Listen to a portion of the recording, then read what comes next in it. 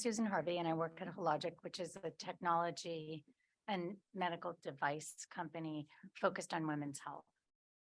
Um, every conversation, I feel like I can link right back to women's health and how we can use women's health as a foundational component of human health, families, communities, and economies. And we've heard already, if we close the gender gap in the workforce, $28 trillion, somewhat magically in my mind, because I'm a physician, not a finance person, will appear in the world economy.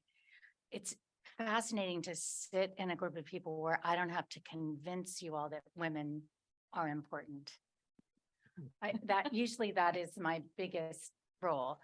So the 4 billionth female was born about a week ago on our Earth, which is pretty amazing. The work that we've done to gather data at Hologic is it is a publicly traded for-profit company, and number one is the street. There's no question about it. Yet truly, the Hologic Global Women's Health Index is not about the commercial component of Hologic. It is about the need for measuring something you want to impact. And Hologic does want to impact women's health. Do they want to make money when they're doing it? Of course they do, but this is a component. So we partnered with Gallup, realizing that there really isn't women's health data out there. It's not owned by any individual structure or group. And we partnered with Gallup and tagged on to their world poll 10 questions about women's health. We asked women and girls 15 and older, boys and men 15 and older. So we have some gender gap information in there as well. 122 countries in 2021, we were able to pick that up as COVID is tailing off to 143 in the data from 2022, which is getting analyzed right now. So we lag a year. What we found in this information is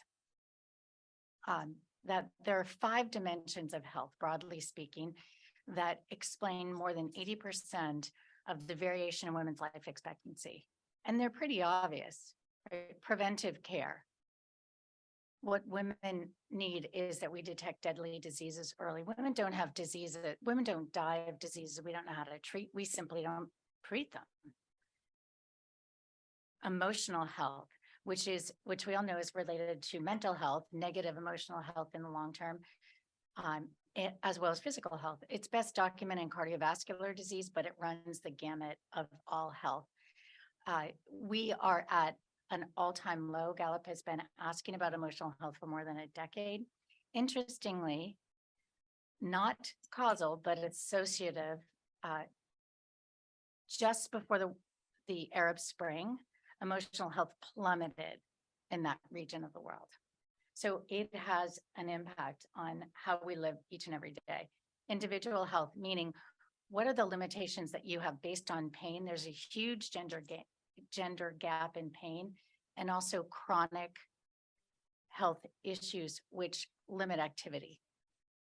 25% of the women in the world, now we don't get all 4 billion because we're 15 and above, but 25% of women 15 and older tell us that they have pain and chronic disease that limits their activities. They are not going to participate in our workforce if they're too sick and disabled to actually do day-to-day activity.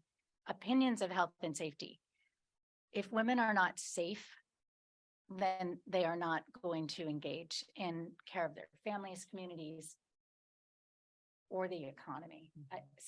I'm going to try to I'm going to try to be financial here as far as it goes.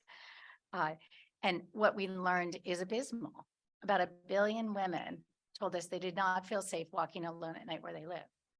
And we also asked about domestic violence. One cannot ask, are you a victim of? But we can ask what's your perception of it. In the United States, 9 out of 10 women answered, it is a big problem where I live.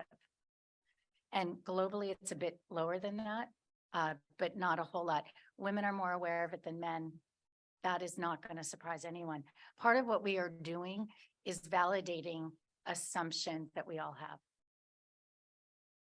Basic needs. There are 1 billion women, and this number is likely to skyrocket with the war in Ukraine and grain outputs, massive drought in the Horn of Africa. 1 billion women told us they were food insecure. Women feed their children, and women tend to eat last in most cultures around the world. It is a big problem, and if you do not have food, you are not going to get health care. So this framework allows us to understand the current state of women's health, but it also gives us a roadmap, a framework to look forward. And what are the priorities in regions or countries? What do we need to focus on? What do we need to invest in first? And how do we make those improvements? It'll be step by step. It'll take a long time. Colin and I were talking about breast cancer. It's not that women in sub-Saharan Africa don't know they have a lump in their breast. It's that what they do know is they will die, they will cost money, and they will need support from their families. They are at risk for their husband kicking them out with all their children. So what's the best choice in that situation? These things will take time, but if we have a framework and we follow SDG number 17 partnership, we may actually make progress in this. There's so many connections. First, I want to thank PEPFAR because PEPFAR put a healthcare structure in sub-Saharan Africa that did not exist, and we should all be leveraging. And if we look at PEPFAR, only a third of the women in the world had their blood pressure tested. How about if a PEPFAR clinic puts a blood pressure cuff, right? And we expand on what's there without a huge cost and resource use, and think about women's health beyond reproductive health. Not that reproductive health isn't important. Maternal mortality, maternal care speaks to women's opportunities, to women's empowerment, to women's rights, but it goes beyond. And I think it's probably time for me to stop.